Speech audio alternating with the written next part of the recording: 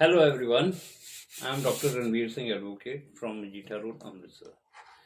जो मेरी अभी तक की प्रीवियस वीडियोस मैंने आपसे शेयर की हो चुकी हैं, उस सब में कुछ कमियां थी जो कि मैं इस वीडियो में कंप्लीट करूंगा। एक कमी थी कि उसमें एक ये एसपी सरदार हरपाल सिंह थे हमारे यहाँ पे अमृतसर डिस्ट्रिक्ट में, अमृतसर रूरल पुलिस में थे एज ए एसपी। वही जिन्होंने मेरे पे 2 एफआईआर फाइल की थी। उन्होंने एक ये स्टेटस कोड है, एफिडेविट है उनका, जो उन्होंने हाई कोर्ट में सबमिट किया।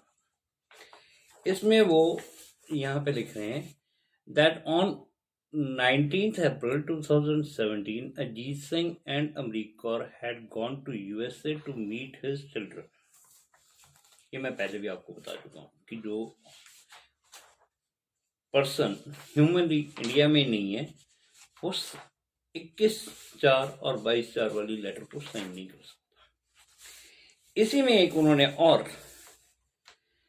पॉइंट लिखा है that inspector Balkar Singh, the then SHO police station Kambo, had recorded the supplementary statement of complainant Ajit Singh by DDR number 26 dated 4th of December, and the offences under section 465, 467, 468 and 471 IPC was added to the array of offences of the instant case, and more persons were nominated as accused in the instant case. During investigation, it has been found that the subject matter of the supplementary statement of complainant Ajit Singh did not support the addition of offences under section 465, 467, 468 and 471. Therefore, the STI has recommended that the offences should be deleted from the array of offences of the instant case, and a regular departmental inquiry shall be initiated against Inspector Balkar Singh and then the then SHO police station combo. इसी में एक और किसी कोई inspector Krishna Pal Singh है, उनकी भी inquiry इन्होंने स्टार्ट की, और साथ में इन्होंने कोई सब इंस्पेक्टर मोहित कुमार से उनकी, और सब इंस्पेक्टर महेंद्र पाल सिंह की, और एएसआई तरलोक सिंह की इन्होंने इंक्वायरी मार्क कर दी। एक बड़ा इंटरेस्टिंग काम हर कोई करता है, ऑलमोस्ट सारे डिपार्टमेंट, इसीलिए लोग सरकारी नौकरी जाते हैं। क्यों? क्योंकि अगर आप सरकारी नौकरी करते हो तो आप जिस भी डिपार्टमेंट के में काम कर रहे हो, आपको उस डिपार्टमेंट का ऑफिसर्स, उस डिपार्टमेंट का स्टाफ, अगर आपके अगेंस्ट कोई कंप्लेंट होती है तो they have lot many ways कि उसको कैसे ठंडे बस्ते में डाला जाए। अब ये एफिडेविट तो फाइल कर दिया, अब ऑनरेबल कोर्ट के पास तो टाइम है नहीं कि पता करे कि भाई तुमने वो एफिडेविट फाइल किया था, उन बंदों की इन्वेस्टिगेशन हुई है, डिपार्टमेंटल इंक्वायरी हुई है, तो भाई उनके अगेंस्ट में क्या एक्शन लिया गया। यही ऑफेंसेस ऐड करने के कारण हमारा जो मेंबर था, एक मेंबर इन्होंने जो अरेस्ट किया था, वो 55 दिन 55 डेज जुडिशियल कस्टडी में रहा। बाद में इन्होंने तो बड़े एक रिपोर्ट बना के दे दी हाई कोर्ट में, लेकिन वो एक इंडियन सिटीजन को आपने 55 डेज के लिए उसको टॉर्चर किया, उसकी फैमिली को टॉर्चर किया। क्यों? क्योंकि बाकी जो मेंबर्स हैं आप उनको डरा सको, आप उनको कह सको कि हाँ भाई, अगर डॉक्टर रणवीर के साथ में खड़े हो गए तो तुम्हारा ठिकाना भी वही है जहां पे वो मेंबर बैठा है, या हमारे हिसाब से चल लो, हम तुम्हारे को पैसे भी देंगे, हम तुम्हारे को बाकी भी और फायदे कराएंगे, उसके अकॉर्डिंगली चलो।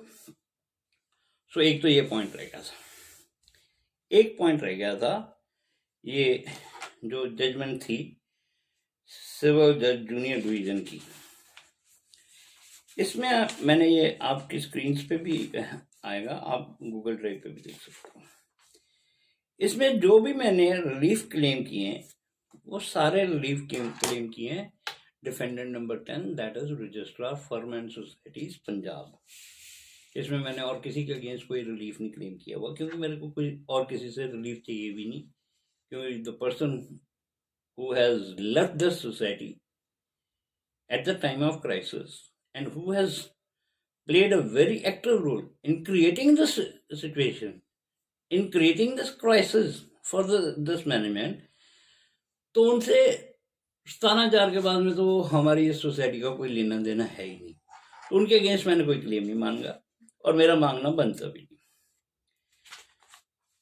और इसमें ऑर्डर में जो ये ऑर्डर है, ये ऑर्डर में बहुत इंटरेस्टिंग बातें हैं जो कोर्ट ने ऑब्जर्व की हैं। अब होता क्या है कि आप कोर्ट में जो भी बोलते हो उसका रिकॉर्ड किसी के पास नहीं होता। आप बोले हो, नहीं बोले हो, आपने कुछ कहा है, नहीं कहा है, या क्या कहा है, उसका रिकॉर्ड वर्बल का कोई नहीं होता। तो सीपीसी में एक ऑर्डर 18 रूल 2 करके है, उसके अंदर आप written complaint, written arguments court में सबमिट करते हो, जो कि इस केस में हमने 4 जनवरी 2020 को फाइल किया था।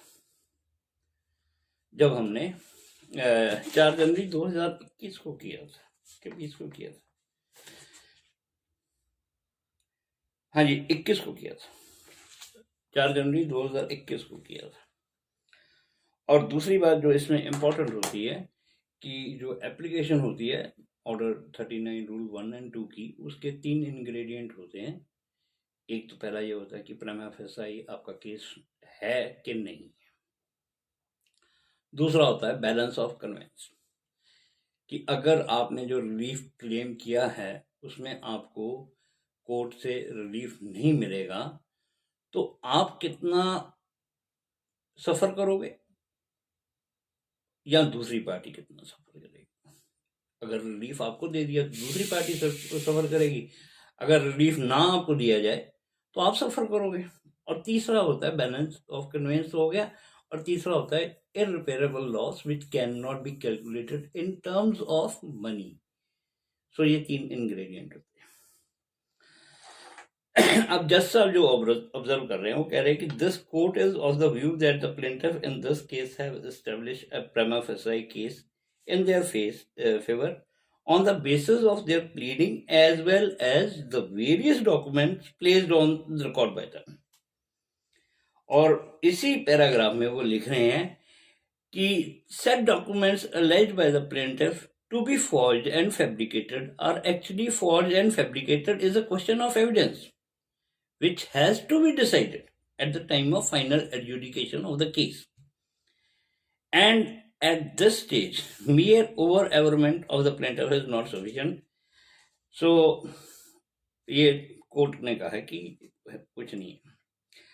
और दूसरा इन्होंने कहा है कि एक अब इस केस में एक कॉम्प्रोमाइज डीड का जिक्र आया है, और कॉम्प्रोमाइज डीड भी है मेरे पास, उसकी कॉपी भी है। सो कॉम्प्रोमाइज डीड पे इस पे मैं अलग से एक छोटी सी वीडियो बनाऊंगा। अभी मैं इस पे सिर्फ अपना इस केस के ऊपर कंसंट्रेट कर रहा हूँ। I want be as soon as possible ये अब केस खत्म, राइट। सो उन्होंने कहा कि जी भी अगर इनको हमने स्टे दे दिया फाइलिंग के सर्टिफिकेट ऑफ फाइलिंग का, तो जी रजिस्ट्रार साहब का बहुत नुकसान हो जाएगा। मेरे को नहीं समझ में आया कि रजिस्ट्रार साहब का क्या नुकसान हो जाएगा, कि अगर आपको फॉर्ज्ड एंड फैब्रिकेटेड डॉक्यूमेंट्स की आप सर्टिफिकेट ऑफ फाइलिंग इशू करते हो तो उसमें रजिस्ट्रार साहब का क्या नुकसान। और जब हम कह रहे हैं कोर्ट में कि बच्चों की रजिस्ट्रेशन काउंसिल ने ब्लॉक की हुई है on the basis of this one document, right, so उसका हमें जो भी है उसके इफेक्ट है वो स्टे कर दें। तो आप खुद सोचो कि रजिस्ट्रार का नुकसान होएगा अगर स्टे हो जाएगी या हमारा होएगा, वो आप खुद देखिए। और हमने कोर्ट में बकायदा लिस्ट दी थी कि how many number of students are going to be affected, उनके 2-2 साल जिंदगी के आप एट स्टेक लगे हुए हैं। हमने कोर्ट में बकायदा पूरे नाम दिए हुए हैं, बॉयज कितने हैं, गर्ल्स कितनी हैं, वो पूरी डिटेल दी हुई। तो आप उनके 2 2 साल की अपने उनकी जिंदगी का क्या कीमत हो? Can this fact B calculated in terms of money? और रजिस्ट्रार साहब का क्या नुकसान है जी इसमें? क्या लॉस होगा उनका? Which can not be calculated in terms of money. पर एनीवे, क्योंकि कोर्ट है, हम कोर्ट को कुछ नहीं कह सकते। सो इन्होंने उस कॉम्प्रोमाइज डीड का हवाला देके हमारी ये जो एप्लीकेशन थी वो डिसमिस कर दी। इस एप्लीकेशन के केस में हमने अपील फाइल की। अपील में हमने जो मेन पॉइंट रेज किए, जो हमने किए हैं, इसमें साफ हमने रेज किया कि रिस्पोंडेंट नंबर 10 को क्या नुकसान होगा, वो ये रिटर्न में हमें बताएं कि क्या इनका इररिपेयरेबल लॉस हो जाएगा and injury will be cause to registrar साहब। सो वो हमें बताया जाए, रिटर्न में बताया। और हमने इश्यूज जो हमने कहे कि ये वाले इश्यूज इन्वॉल्व है, प्लस जो मैंने रिटर्न आर्गूमेंट ऑर्डर 18 रूल 2 के लोअर सिविल जज जूनियर डिवीजन की कोर्ट में दिया था, वो क्यों नहीं ऑर्डर में मेंशन किया गया? रिटर्न आर्गूमेंट देने का कारण क्या था?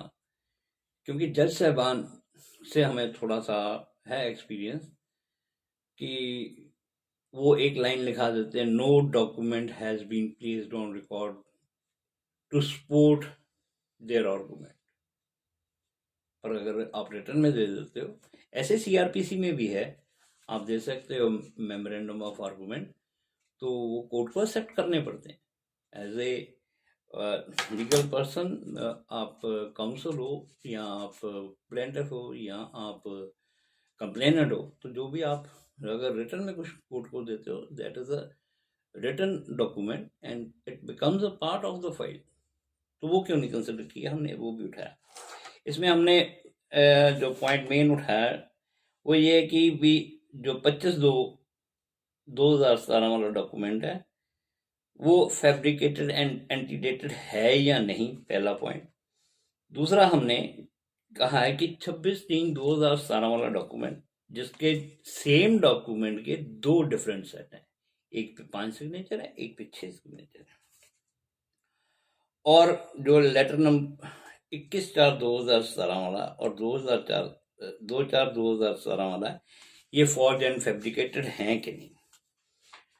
तो हमने कहा कि जी आपको इनका जो ऑर्डर है वो सेट असाइड करें। ये हमने फाइल किया 20/5/2021 को।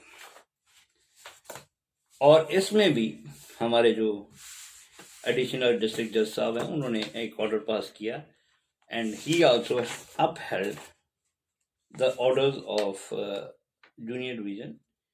और वो भी आपके उसमें गूगल ड्राइव में है, आप देख सकते हो, वो सारा कुछ है। और इन्होंने भी वही हवाला दिया कॉम्प्रोमाइज डीड का कि आपने कॉम्प्रोमाइज कर लिया है, आप मान गए हो। तो वो मैं जब आपकी ये जो नेक्स्ट वीडियो बनाऊंगा उसमें मैं आपसे वो कॉम्प्रोमाइज डीड को पूरा डिस्कस करूंगा। अब एक डॉक्यूमेंट है, ये है एक हमने क्रिमिनल कंप्लेंट डाली हुई है और उसमें हमने ये सबको, इन सब लोगों को अक्यूज्ड बनाया हुआ है। उसमें एक हमने senior assistant registrar form and society Chandigarh Punjab का हमने स्टेटमेंट कराई है। मैंने हाईलाइट किया है, the office file also contain resignation by way of affidavit of captain Ajit Singh, captain Jagdish Singh, Mrs Amrik Kaur, doctor Gurbachan Singh बचन, श्री DS छाबड़ा एंड सरदार गुरबख्श सिंह।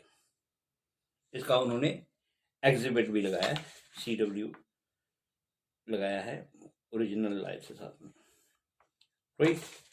और इसमें नेक्स्ट पेज पे उन्होंने लिखा है, मतलब जो स्टेटमेंट दी है, exhibit CW2/J is the true copy of letter written by Advocate DS Chavda on 29/9/2017.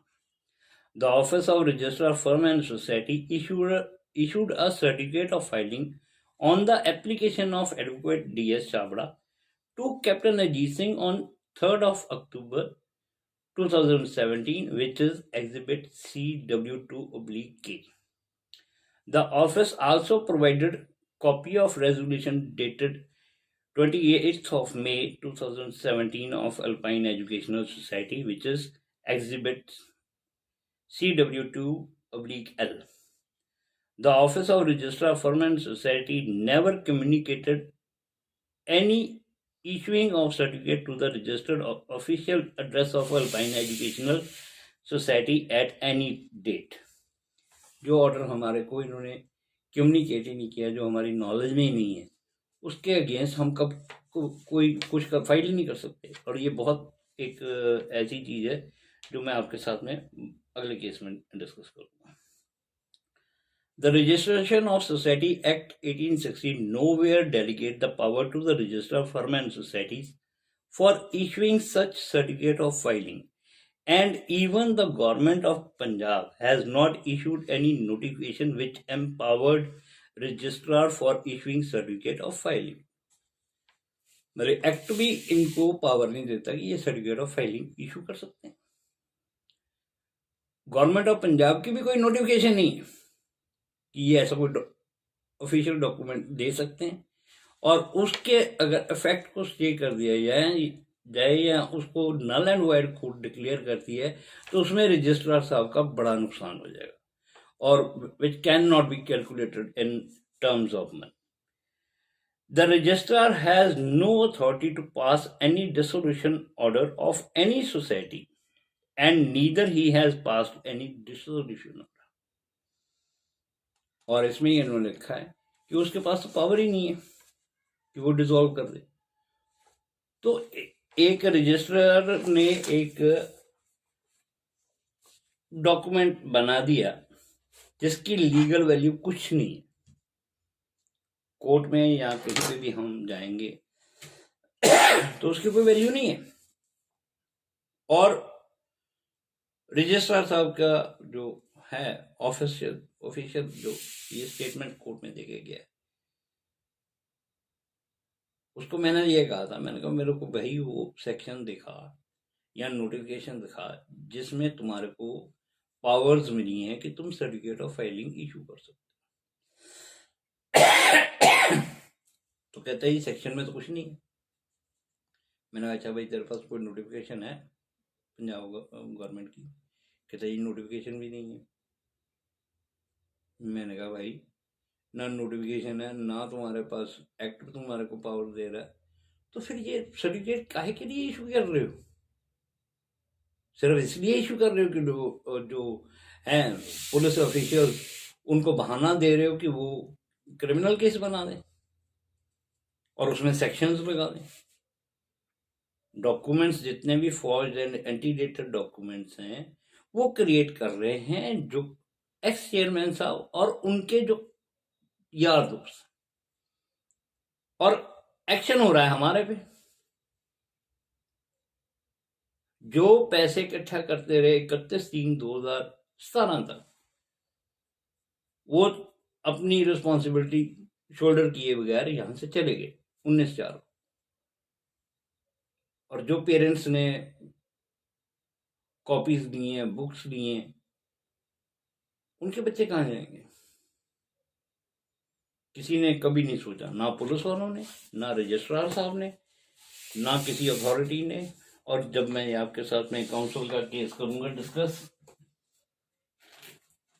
क्योंकि ये केस कॉम्प्रोमाइज डीड अगली वीडियो में मैं करूंगा, और उसके बाद में ये आपके साथ में काउंसिल का केस है ये डिस्कस करूंगा। तो तब मैं आपको ये बताऊंगा ये काउंसिल वाले भी क्या कह रहे हैं। Thank you everybody, so nice.